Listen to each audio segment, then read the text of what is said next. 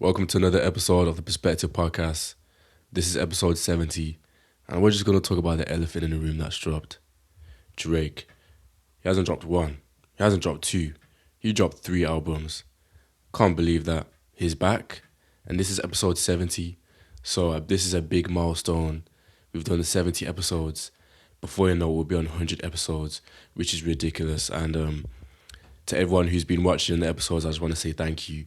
The fact that we're doing 70 episodes, it blows my mind, bro. Like, 70, that's crazy. Like, I started doing this when I was 22? 22. No, 21. No, I don't know. I was at age. I was an age. But yeah, we've been doing this, and I thank you for being tapped in, literally. So I'm just gonna go about my weekend. I'm back from traveling. Last episode I was in the mountains. I was in the Dolomites in Italy. Yeah, I'd say solo traveling is one of the best experiences ever. And if you haven't watched that episode, go and tap in. Coming back home, man. I was actually excited to come back home because there's so many inspirations and so many things that you see from traveling that I'm just excited to just go and get it even more now. I'm very excited. I'm very blessed. I'm very fortunate. Exactly. I'm very grateful. I'm very grateful and blessed to travel. We stayed in Dolomites for 4 days. Then we stayed in Venice.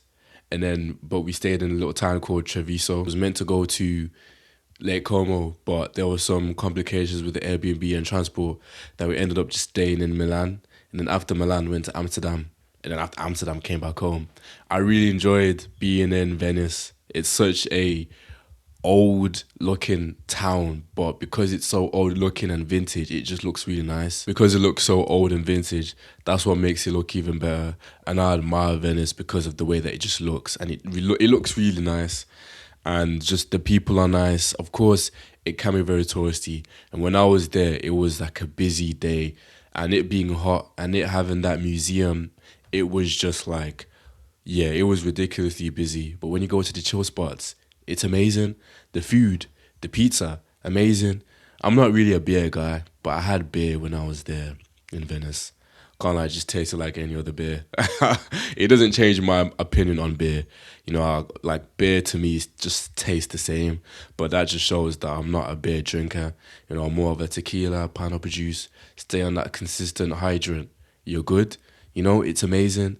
Either regardless if it's a single or double, stay on that consistent drink. You're chilling. You're actually floating for the rest of the night. But yeah, that's my type of drink: tequila, pineapple juice. Venice is really good. Milan is really nice, but I always say there's a lot of I just thought of it of a place where there's a lot of masks, and a lot of masks is like people wear masks, not like physical, but it's like they mask up themselves. They mask up themselves with the clothes that they wear, the car that they drive, the way that they just present themselves. And I don't know, there was just something about it that just looked very performative to me anyway. And regardless, I liked it. And to the point that it made me I was very intentional about the outfits that I was wearing in Milan. And you would think that when someone sees me, they'll think that I'm putting a mask on, because I probably was I wouldn't wear, actually I would wear what I was wearing in the UK. But it's just the occasion.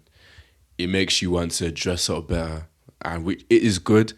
But to an extent, I just thought a lot of people just be wearing masks. Like what Kendrick said, take off that mask. I like what Tyler said, take off that mask. Take it off, because there's a beauty behind just being yourself. And I feel like Milan can take you away from that. And I really appreciate the people in Milan that just wear normal outfits. It doesn't matter to them. It really does not matter. One thing I'll say though about Milan, the air smells really good. The air smells nice, I'll say that. The area that I was staying at was near these parks, and it was nice. It was cool. Doing a run in different countries is essential, and no matter what, that will forever be the case. Nothing will actually stop that, because you gotta get on a run. You gotta just get outside, bro. Step outside, run or work out or something.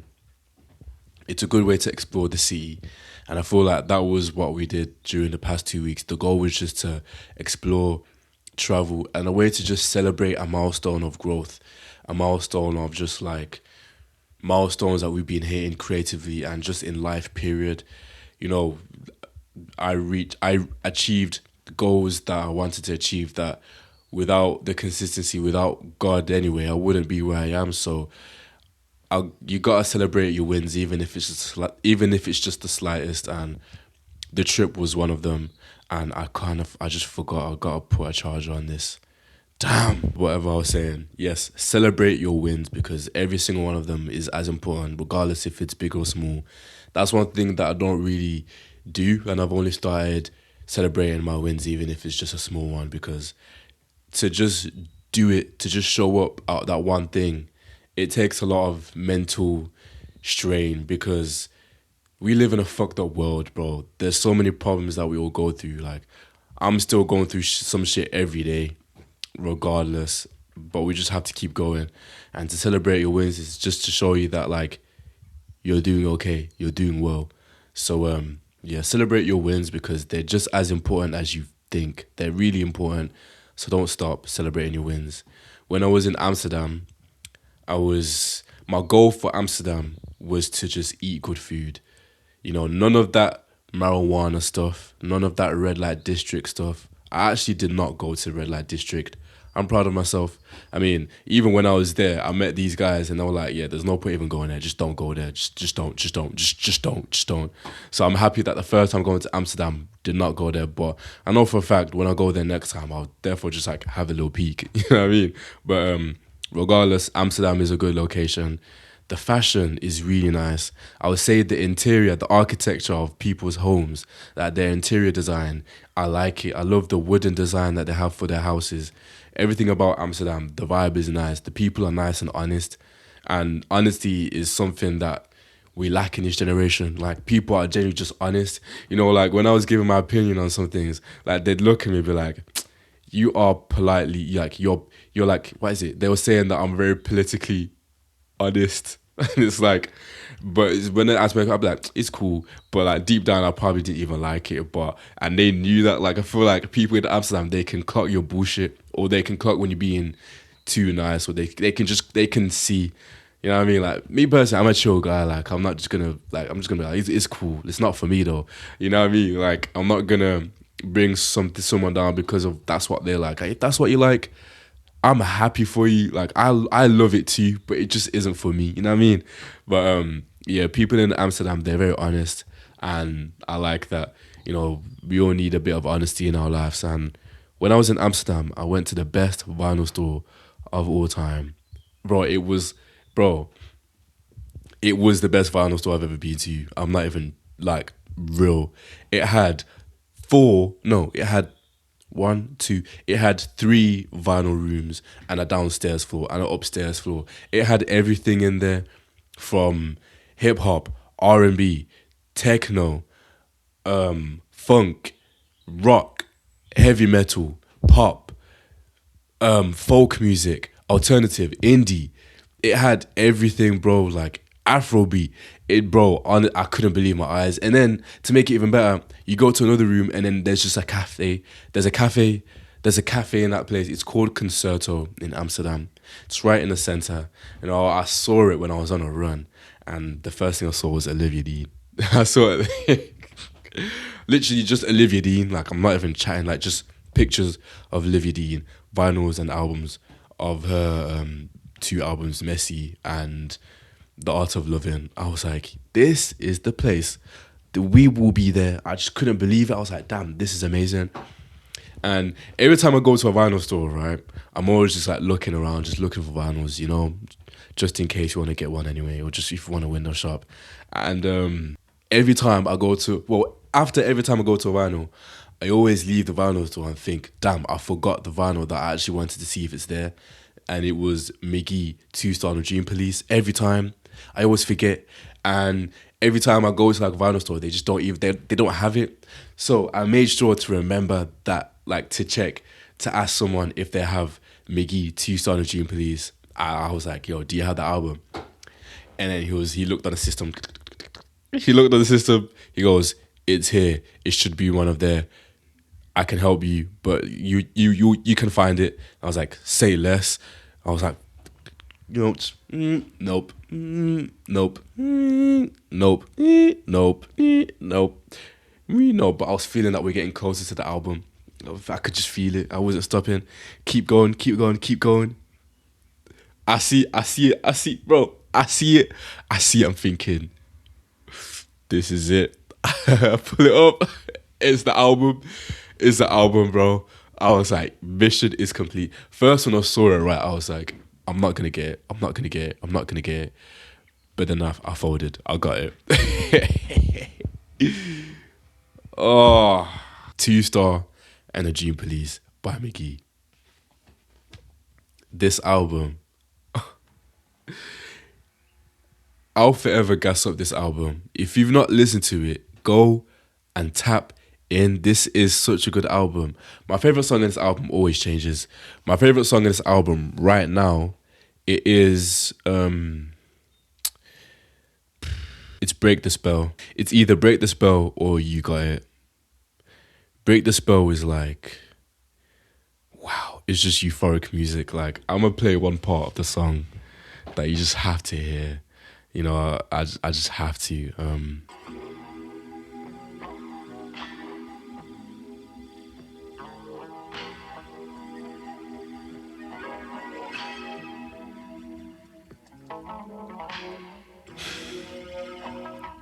Like, bruh, that sounds amazing. That sounds amazing. Like, imagine you're just like, this is what I kept hearing, well, playing when I was on this holiday trip.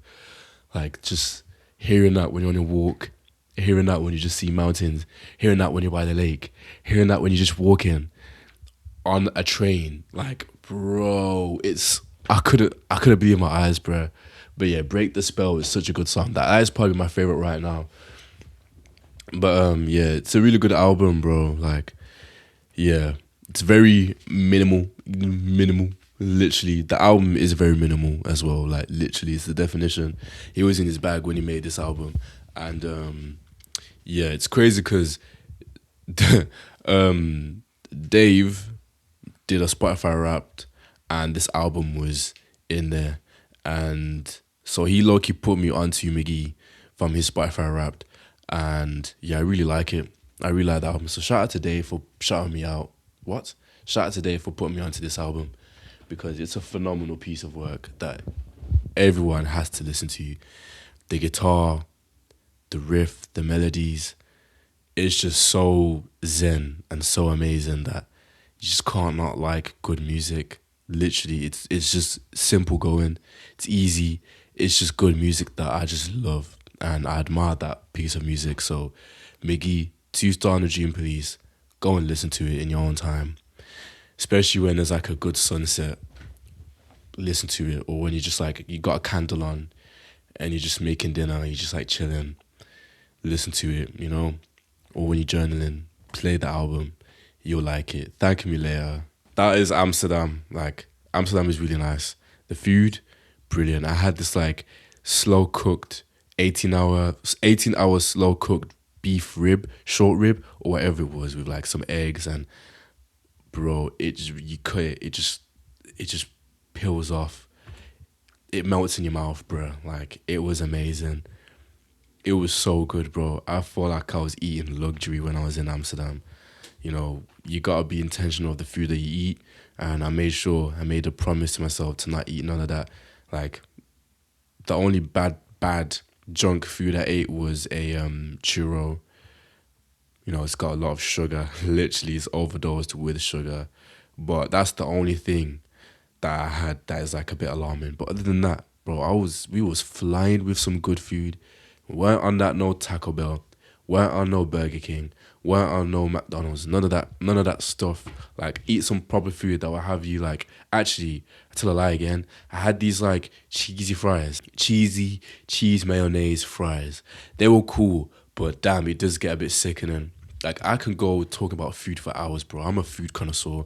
My mum is a chef, so like I've been growing up with a, you know, tapped in mind about food, about what is nice and what is not. But hey, my thoughts on what is nice and what isn't nice is completely different to what yours is.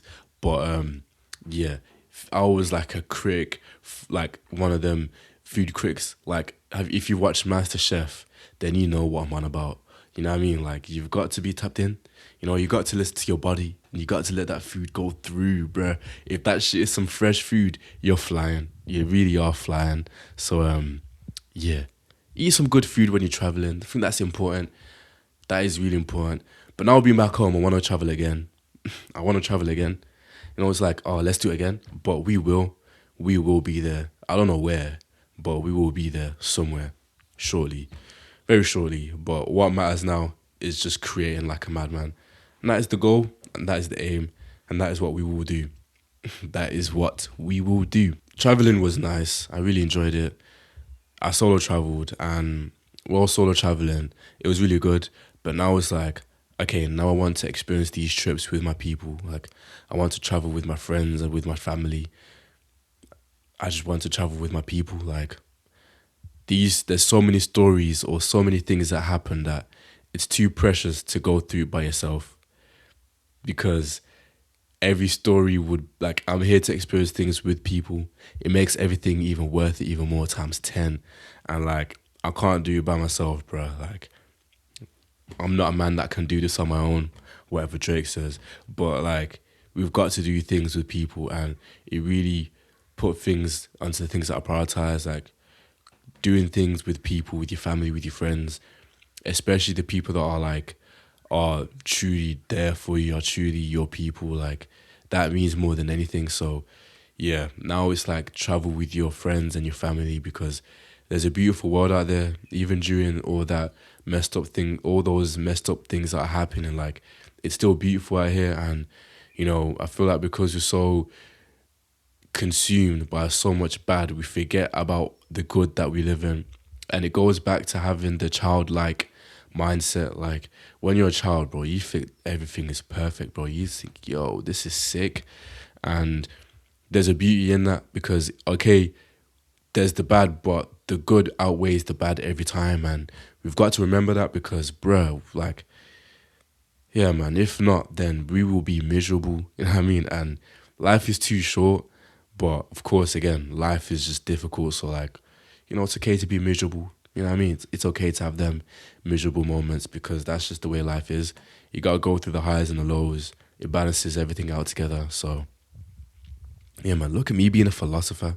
But now I just pray that these episodes are just motivating you or inspiring you to, like, go up. You know what I mean? Go up in life and explore and travel and get yourself out there, because life is too damn precious, bro. Things can change in an instant. Yeah, before we get onto Drake, I just want to say, if it wasn't for my boys and the people that I met, I wouldn't have traveled. I'm so grateful for the people that I met while traveling. Federico, Andrea, Emma. Like, there's so many, like, the boys in Amsterdam. I can't forget their name, but there's so many, like, the boys. Like, shout out to them. Shout out to them. The people that you meet while traveling is important, so they will forever have a place in my heart. And that's facts. I keep reciting Drake lyrics, and that's a sign that we should move on to the drop. Drake dropped his album. Drake dropped his albums. Iceman, Habibi, and Maid of Honor. And I'm going to start with the first album that I listened to. I listened to Habibi because it was the first one that popped up, and I wanted to save the best till last. I think that's the best idea, right? Save the best till last, because we all know that is the main anticipator, and these ones are just like lead ups, and they were. I'm so happy I listened to them other ones first, because if I listened to Iceman first and then listened to the other two, bro, I would be a disappointed, not disappointed, actually not disappointed, but I'd be like, damn, it would literally just like go downhill. But instead we went up, we went up. But Habibi, I like the melodic and R&B vibe it has. It's something that it just sounds smooth and easy to the ears. I will say though, like, his R&B songs and melodic songs that he did, I don't think he can beat the melodic songs that he has on like Views or CLB or even For the Dogs. Like, maybe like just being quick to this, but like Drew Picasso, we tried our best, get along better, fucking fans, Redemption, Fire and Desire. Like those songs are like remarkable melodic R&B songs. The song Peak itself, Jaded, That's How You Feel. Those songs are like peak R&B songs that like I feel like over time it wasn't as high to me. It was a bit disappointing to me. But this is first listen, you know? I still like songs like Gen 5, Classic, Fort Worth, is that what it's called? The one with Party Next Door. That one's my favorite. It just sounds clean. Like it sounds amazing. And it would have been good to have more songs like that, but you know, for what it's worth, it's a good album, but it's nothing crazy. And I think that's the whole point. You know, the Right Her, Not There, or whatever, the one with Sexy Red. But it would have been so clean if she wasn't on it, with all due respect. I actually like Drake's part so much, but it's like, damn. Now when I like whenever I hear that song and I hear Sexy Red, just skip. Genuinely. And yeah, man, it was like, damn. And the one NWA, that one is cool. And I had a feeling that like he'd keep the Honestly Nevermind trait. Genuinely, that album really changed him because he's always gonna keep that trait in him. And it foreshadowed the next album, Maid of Honor. The one thing about Maid of Honor, I don't understand the album cover. Of course, it's him, his mom, and his dad, but like, they have no correlation to the album being called Maid of Honor. The Maid of Honor is actually an album. It's like Honestly Nevermind on steroids from the 70s in Miami. Literally, it's like you're taking a trip to Miami in the 80s or 90s, whatever, in those times. Literally, you're taking a trip to Miami and you're listening to Honest Nevermind, but it's just like, it's just flipped completely, literally. So I'm thinking, oh, damn, I thought it was gonna be like a family album, but no, it's completely. I mean, family like Maid of Honor, like marriage and stuff, but damn, hey man, it really is an album just for fun, and I feel like that album is for like summertime, for the ladies and for the guys that just want a good time. Like you're not really trying to think too much of the music. You're just there to listen to it, play in the background. I really like Road Trips. You know, the part where it's like, just like that, just like that. Like that part is catchy. Even what's the other song that I really liked on that album? Goose and the Juice. Goose and the Juice I really liked off that album.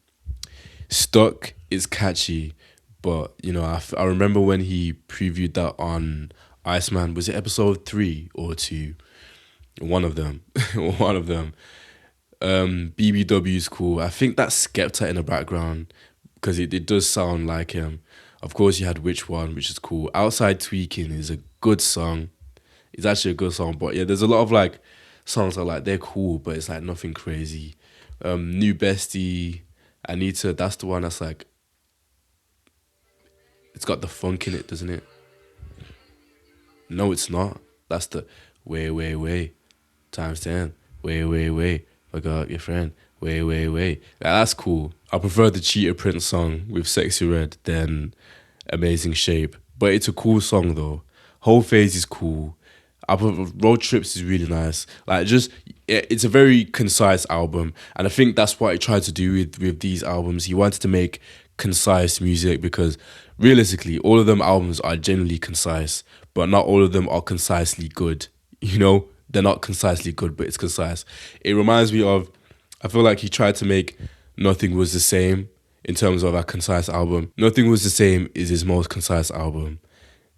You can't say that it's not. And of course, as he grew bigger, with Views, with More Life, with CLB, a lot of genre differentiation. With all his other albums he's done, a lot of different genres came to play to the point that he's got a lot of people that he has to satisfy with the album. Hence why it's a smart idea that he did all these ones, because he didn't want to make an album like Iceman to have, say for example, to have fucking Slap the City and then to have Cheetah Print in it. You know, he wanted it to be concise, and I feel like he delivered with that. And that's all you need on an album, like genuinely. And I fuck with it a lot, and he knew what he was doing. He put the best songs on Iceman, but let the other ones like play its part. But you can't go wrong with the way that he played his part with Habibi and Maid of Honor. I'm happy that the songs on them albums are not on Iceman, but they are as good for it to be his own project. Hence why he did it. And I appreciate those. I appreciate that. It's very smart. And I know that with that, it's going to be hard for an artist to like top that off now because he just reached new heights with this. And of course, it comes to the play with like quality and quantity. But I feel like generally, without even glazing, I feel like he's actually mastered his craft with like doing 3 albums into like literally just dropping 3 albums in one day. I feel like he's a smart man with doing that, and he's mastered his craft to the point that he can because he's done so many different genres. I feel like if it was an artist like Taylor Swift or Travis Scott, they'd like low key not crumble, but they struggle because they haven't really tapped into a lot of different genres in terms of it like just dropping different genres. It's all been the same or similar. I feel like Kanye West can do that, or who else can like do that? I don't know, but yeah, I feel like he's one of the only artists that can easily do different genres in an album, or different vibe and make it sound good because he did that, and he's got a lot of people to satisfy, and I feel like he did that. But anyway, Iceman. Firstly, I really like the album cover, Iceman. Of course, you got the Michael Jackson Club tribute, and then you got the shook, shook, shook. Like it's a good album cover, and I like how it says like Iceman in the wristband, and then the tattoo you have Adonis. So shout out to him for putting that. My favorite song of first listen, it was either Firm Friends, which is actually kind of crazy, but yeah, Firm Friends, Shebang, and Make Them Remember. Those are like my favorite ones. Janet, Shut the Fuck Up. Like, there's a lot of songs that took time for it to grow on me, and I genuinely think that's because there were so many songs to digest that I needed more time. Like, I didn't like Bees on the Table, but I was listening to it when I was at the gym yesterday. I really like it now. Like, it sounds really good. I wasn't really a fan of Dust, but now I like it more now. I wasn't really a fan of Burning Bridges, but now I like that song more now. Don't Worry, I like that song more now. Too Hard for the Radio, fire. Plot Twist, fire. The part was like, fuck that shit, man. Twist, twisting it. Like, it's a vibe. And then you have Whisper My Name. I really like Whisper My Name. I will say it would have been perfect if Travis Scott was on that one. It really has a Travis Scott type of vibe that he really should have had Travis on it. Like, you're not telling me you're hearing this and it doesn't sound like Travis. It really does sound like a Travis Scott song, like very dark, very eerie, and very mellow. Like, genuinely, it wouldn't be good to have like Travis like do some ad-libs, but are they even friends? Are they even friends anymore? That's the real question. Are they even boys? Because I don't know. It would be heartbreaking if they're not boys anymore. But hey man, shit happens. But yeah, there's like a lot of songs from like Whisper My Name. Like Whisper My Name, I really like it. And the song Burning Bridges, I didn't realize that he was on about ASAP Rocky, because I was listening to that song, right, and it was like, your mama didn't post your single. I was thinking, what? But then I was watching it on YouTube, and then the comments was like, ASAP Rocky didn't even realize that Rihanna didn't post his stuff until this song. I was like, damn. And it's actually kind of funny because she didn't. And Rihanna is bigger than Rihanna is bigger than ASAP. So why wouldn't she? It's actually kind of funny. And the fact that he had to say, your baby mama, like, damn, your baby mama is it's Rihanna, bruh. But yeah, that is kind of crazy. And then he said something on the album like, it's too bad that me and my friend like your baby mom's sister, so we can't really burn them bridges. It's kind of tough. It's kind of tough. And then you have Shebang, and it's tough because I was in a shower when I thought about this. Obviously, it's not about like Shebang. It's not about like saying your album was dropped with shit, miss, skip. A$AP Rocky's album just dropped. miss and skip. And then J. Cole's album, miss and skip. Like that's actually kind of tough. And then you have, I don't know what song it is, if it's either Whisper My Name or Dust. I think it's Whisper My Name. Hey, that was actually kind of crazy. But yeah. And then it brought me back to J. Cole. You know, he's got a song, Middle Child. Damn, it made me think, damn, they're not boys no more. And then to have Future on the album is kind of crazy to me. Like, Future is on Drake's album, and I was literally looking at the track list. I was thinking, yo, that's kind of. I looked at it, I was thinking, nah, that can't be Future. This has to be like another Future. And turns out it actually was Future. Like, I was thinking, shit. Like, how have they like rekindled their relationship when all that stuff has happened? I don't get it. Like, generally, if you can rekindle with Future, then you can rekindle with Metro Boomin. You know, you can rekindle. Like, I want to know how Metro Boomin feels with like Future making a song with Drake after Future and Metro Boomin made two albums together, and the one song that started the whole beef was on that Metro Boomin and Future album. Like, genuinely, I want to know how Metro Boomin feels, because that has made things even more sticky, especially with like the whole Kendrick stuff, especially with the whole Travis. Like, it really does put things into perspective. Like, damn, okay, what like it's very confusing now. Like, okay, you guys are boys now, but we're never gonna forget what happened. You know what I mean? And Drake, with all the stuff that's happened, I don't know. It's, to me, it just seems very performative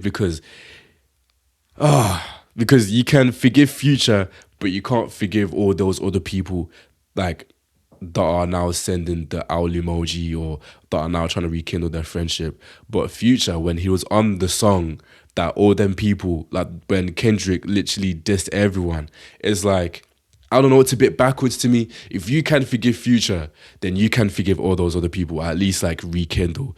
But, you know, just being extra, and because it's Future and because you guys had such a deep relationship or whatever. Like, the thing is, you never know what happens behind the scenes. You never know.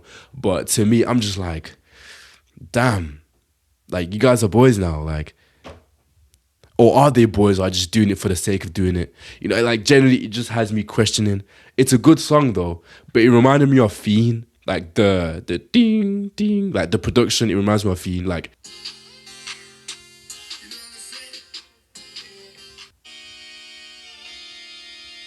you know, that production, it sounds very similar.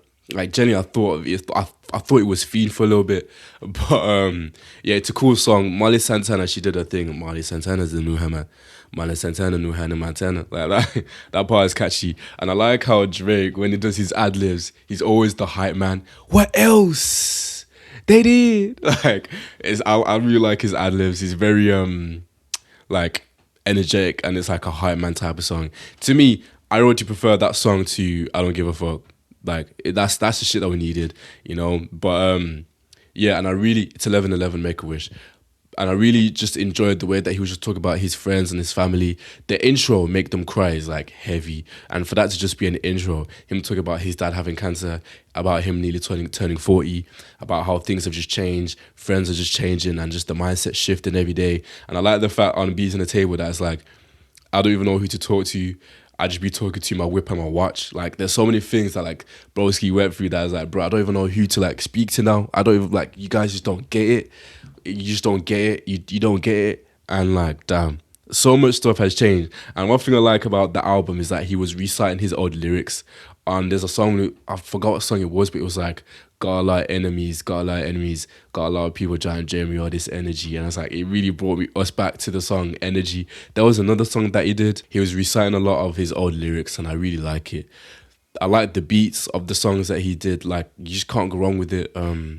Especially Make Them like Social Battery's fucking done. But yeah, I really like the vibe that it has on this album. I need more time for me to sit and listen to it.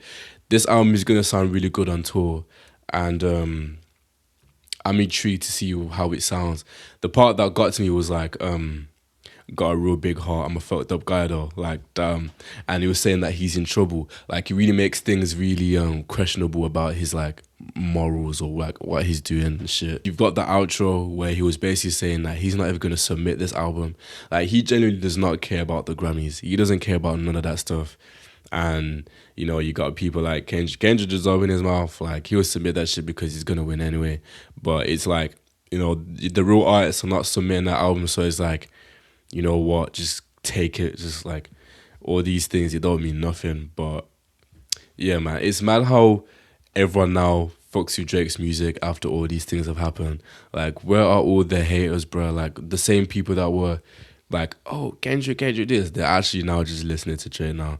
And now that he's like, he's had the biggest streams of the year and all that stuff. And of course, he just dropped 3 albums, but like he's literally claiming his throne, and he's that type of artist that will like have that confidence that not a lot of artists will have.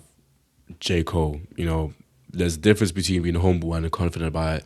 Like, no matter what happens, you gotta still claim that you're the best. And even with all that stuff that's happened, Drake was still able to do that. So that's one thing that I appreciate from his work. Like, he will still stand 10 toes proudly about who he is, no matter about all those things that happen. Like, we're in 2026 now. Like, we gotta move on. You know what I mean? So yeah, that's it. But and he also brought up the trial.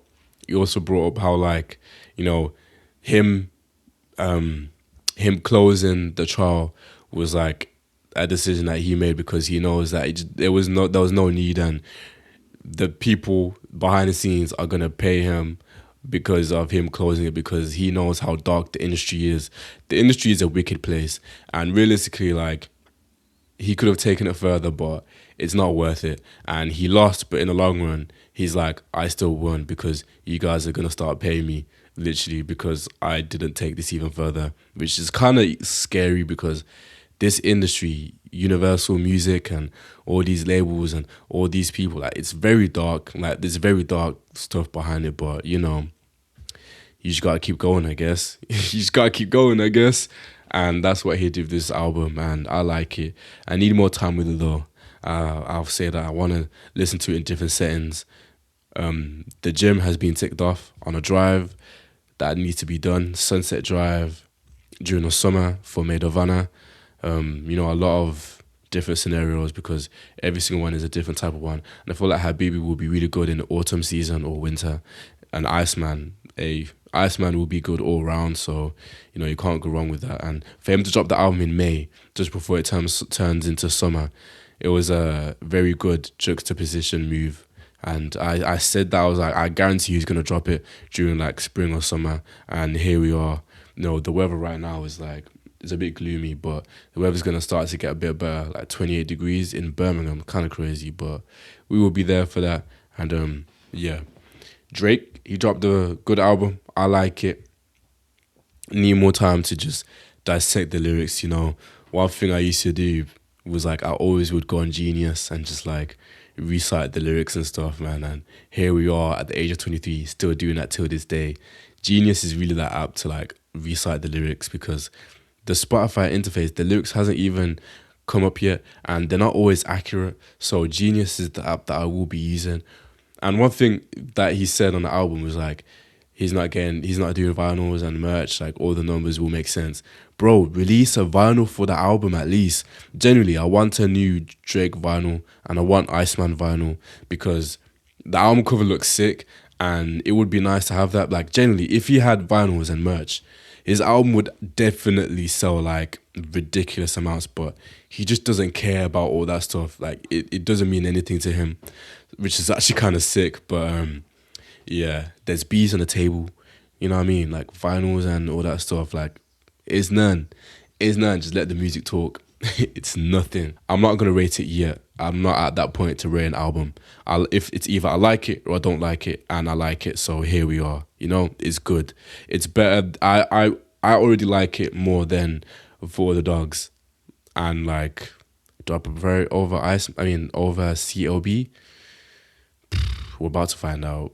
But it's more consistent. It's his most concise album he's done in a while, so that says something. But like, to me, This felt like a farewell album, especially because he dropped 3 albums, bro. It's like, what is he gonna do next?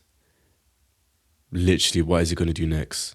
If he dropped 3 albums, he can really take a 3 year break or a 4 year break and not drop an album. Literally, but we shall see. He basically did what Future did, but in one day. You know, we don't trust you, we still don't trust you, and Pluto mixtape. Like, if Future can do that, so can Drake, but in just one day, literally. But yeah, man, it really made me realize like the work ethic that you put into these things, bro. I think things very deeply, and his workflow that he put into this album or these albums is like he must be doing overtime. That this whole beef and this whole situation just got him stuck in the lab. Like, yo, let's like fuck this shit up and make the best music. And he delivered with like making some good tunes. I'd like to see how things are gonna pan out now. Now that he's dropped the album, I'm not really on Twitter to see what people are saying, but I know that it's just gonna be all over the place. I'd want to see what Sean C and what the Maru Bros and what Anthony Phantom, whatever they're thinking. But one thing, I'm gonna watch Turning Tables. They dropped an album. They dropped an album. They dropped their reaction video to Iceman, and I will be there to listen to that. It's a 2 hour video. I'm tapped in. Like, I will listen to that because, bro, there's nothing better than watching an album reaction or watching people react to an album. I was thinking, should I do that? But I genuinely wanted to have this moment to myself and to actually appreciate the album, appreciate the work with it just being, I was literally just like sitting there, just taking it in. I think that's the best way. And of course, like for YouTube and for TikTok and stuff, but at least for just this one time, just appreciate the music and just listen to it. You know, can do all that stuff at another time. And I may have missed out on a chance, but for me to actually take in the music, that's what I felt like doing that day, and I'm proud of that choice. So sorry for not giving you guys a reaction video, but I genuinely just needed to like tap into it fully and actually like be indulged with the music and process it. Even though it doesn't change a single thing if I had the camera on, but you know, there's a different type of vibe when you have a camera on and off, and I just wanted to be fully present, even though I am while filming, but it's different. I don't know, when you're there, you just get it. But yeah, man, Iceman is a drop. It's a good album.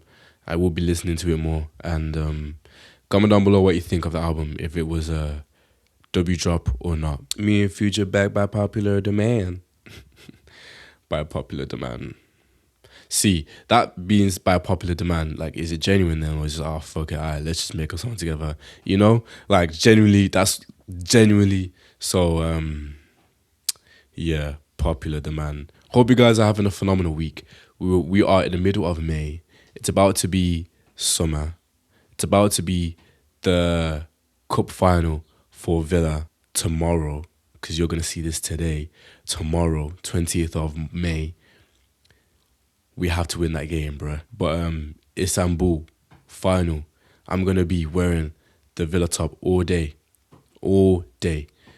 Man, it would be nice to go to that game. And then you have the World Cup in June in America, despite all the American stuff happening. The World Cup. I will be there watching that shit. We all will. We will be there. This may be Ronaldo's, actually not even me, it's Ronaldo's and Messi's final World Cup. Emotional. But that's why we all have to be tapped into watching that shit, because this is some serious football. France may take that title. England can take that title if they play well on pitch as well as they look on paper. Spain, they can still get their bag, bruh. Argentina, they can still get their bag too. Like, there's so many ifs and what ifs, but I'm just there for the World Cup, man. I'm excited. You know, who's gonna do like the opening ceremony? Drake? Like, who will do that opening ceremony? Nah, can't lie. That may be the end of episode 70. While on this journey, I'll be feeling some pressure. Pressure is good because it shows that something is happening. Every day, we gotta keep going and keep striving every single day, no matter what you're doing. Whatever you got going on in your day, just go and get it. Just show up. No matter what the situation is, just show up, because something is happening. No matter how difficult things get, just keep showing up and keep striving to be that best version of yourself. Journal, go get that workout going, speak to your friends and your family, read your word if you tapped into the Bible. Like, do what makes you happy and just keep going every day, man. It's difficult in this world we live in, but we just gotta keep going. Like, see the world, treat yourself. You deserve that abundance of love, especially for yourself. Just every day, man. Just keep going for it because you are blessed. And thank you for watching. Thank you for being tapped in. And I hope you've enjoyed the episodes. I hope you've enjoyed this episode anyway. And if you're enjoying it, it would be nice. I'd appreciate a like, a comment, or just something. What you liked about the episode, or what you liked about Drake's album, or Miggy's album if you tapped into it, or any solo traveling experiences that you've had in the past. Like, let me know. So thank you for watching episode 70. That is actually a milestone and a half. That damn 70 episodes. In 30 weeks we'd be on episode 100, which is crazy. So man, thank you for watching. Thank you for being tapped in. And damn, 70 episodes is crazy. Yeah, man. Thank you for tapping in. And I'll see you guys next time.